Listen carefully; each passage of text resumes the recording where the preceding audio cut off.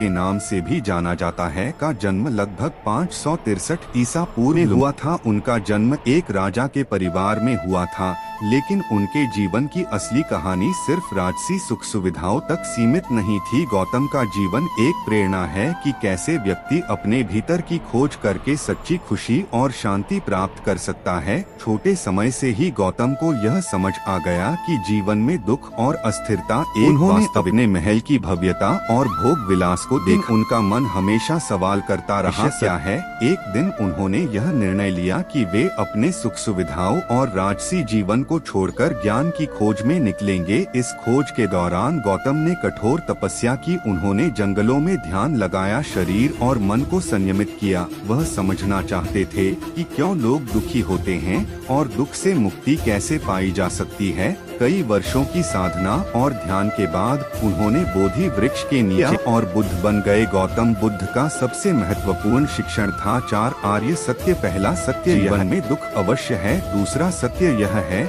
कि दुख का कारण है इच्छा और लालच। तीसरा सत्य, इच्छाओं और लालच को छोड़कर हम दुख से मुक्त हो सकते हैं। चौथा सत्य यह है कि दुख से मुक्ति का मार्ग है अष्टांगिक। हमारी जिंदगी के दुख और परेशानियां बाहरी परिस्थितियों में नहीं बल्कि हमारी इच्छाओं और सोच में है। यदि हम अपने मन को शांत करें, अपने मन को शांत करें अपने विचारों और तो हम सच्ची शांति और सुख प्राप्त कर सकते हैं। उनका जीवन हमें यह सिखाता है कि सफलता और खुशी केवल भौतिक सुखों में नहीं बल्कि आत्मा की शांति और समझ में निहित है। गौतम बुद्ध ने अपने जीवन को दूसरों की सेवा, ज्ञान और करुणा में समर्पित किया। उन्होंने सिखाया कि हर व्यक्ति अपने जीवन में बदलाव ला सकता है अगर वह समझदारी, संयम और धैर्य से काम ले। आज भी गौतम बुद्ध का जीवन और उनके विचार लाखों